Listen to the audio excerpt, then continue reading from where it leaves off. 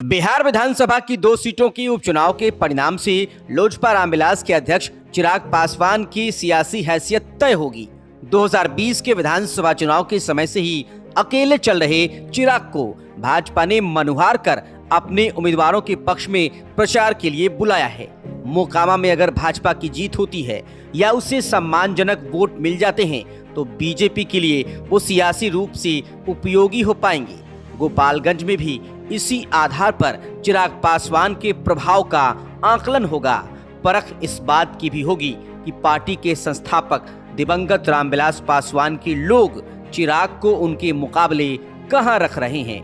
ये इसलिए अहम हो जाता है क्योंकि पासवान की विरासत के दूसरे दावेदार रालोजपा के अध्यक्ष पशुपति कुमार पारस खुद को असली बता रहे हैं। स्वास्थ्य कारणों से पारस चुनावी क्षेत्र में भ्रमण नहीं कर रहे हैं। अक्टूबर 2020 में रामविलास पासवान का निधन हो गया। उस साल नवंबर में हुए विधानसभा चुनाव में चिराग ने खुद को आजमाया।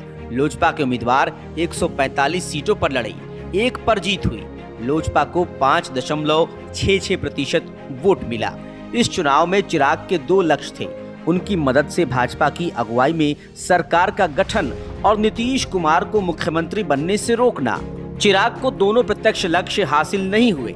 बाद के दिनों में पता चला कि जेडीयू को कमजोर करना ही उनका असली लक्ष्य था, जिसे उन्होंने हासिल कर लिया।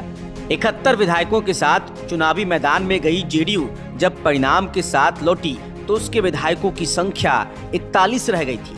जदयू ने भी स्वीकार किया कि उसकी खराब उपलब्धि के लिए लोजपा जिम्मेवार है, जिसे भाजपा ने प्रायोजित किया था।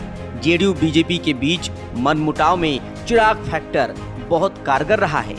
फिलहाल चिराग और भाजपा एक दूसरे की जरूरत है। अगर उपचुनाव में चिराग पासवान भाजपा के लिए उपयोगी साबित होते हैं तो आने वाले दिनों में उन्हें अहम जिम्मेवारी दी जा सकती है।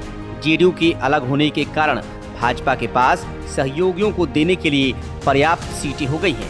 पिछले विधानसभा चुनाव में भाजपा ने जदयू के लिए 122 और वीआईपी के लिए 11 सीटें छोड़ी थी। दोनों अब एनडीए में नहीं है। बावजूद बिहार में वो विकास की योजनाएं धरातल पर नहीं उतर पाई। उसके सबसे बड़े जिम्मेदार अगर कोई है तो वो मुख्यमंत्री नीतीश कुमार जी है। इसीलिए साथी, इसीलिए अंत में यह आग्रह करना है कि ऐसे नेताओं को चुनकर बिहार की विधानसभा में भेजिए जो हमारे प्रधानमंत्री आदरणीय नरेंद्र मोदी जी की सोच को मजबूत करने का काम करें, जो मेरे नेता स्वर्गीय रामविलास पासवान जी के अधूरे सपनों को पूरा करने का काम करे। और इसीलिए आग्रह करता हूं कि हमारी बहन कुसुम देवी जी, जिनका पता है ना उसमें ईवीएम पे कौन से नंबर पर है, सबको पता है? सब लोग दिखाइए तो, सबको पता है 2 नंबर। हाँ, ये निशान किस चीज का निशान होता है? विक्ट्री का निशान होता है, विजय का निशान होता है। तो विजय तो पहले से ही सुनिश्चित है। इस बात को हम लोग को तय करना है कि 3 तारीख को कोई ना छूटे, कोई भी नहीं छूटना चाहिए। चाचा चाची, दादा दादी, नाना नानी, भाई बंधु, यार, रिश्तेदार, सबको लेकर जाना है मतदान बूथ पर। वहां पर लेकर जाकर 2 नंबर पर बटन दबाएंगे ना। युवाओं को अकेले नहीं जाना है, अपने साथ 10-10 लोगों को लेकर जाना है। लेकर जाएंगे? चाची जाइएगा ना? आप उठाकर बताइए, सब लोग जाइएगा ना?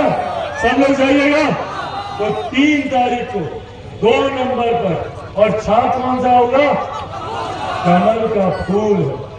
कमल के फूल पर बटन दबाकर आप लोगों को अपना आशीर्वाद देना। और सही मायने में मेरे नेता को अगर श्रद्धांजलि, मेरे नेता के तमाम समर्थक, यहाँ पे मौजूद तमाम लोग सही मायनों में स्वर्गीय रामविलास पासवान जी को श्रद्धांजलि, जिन्होंने अपनी अंतिम सांस तक बिहारियों के लिए वो चिंता करते हैं। साथ ही में यहाँ से जिनका निधन हुआ सुभाष जी, वो भी अपनी अंतिम सांस तक संघर्ष करते रहे। सही मायनों में इन दोनों नेताओं को अगर सही में श्रद्धांजलि होगी तो वो श्रद्धांजलि हमारी बहन कुसुम देवी जी की जीत से वो श्रद्धांजलि होगी। यही अंत में आप लोगों से वादा लेने आया हूँ। और अंत में आप लोगों से पुनः यादरा करूंगा और ये विश्वास दिलाकर जाऊंगा कि चिराग पासवान मजबूती से हर सुख दुख में आपके साथ खड़ा और आप लोगों का साथ ही है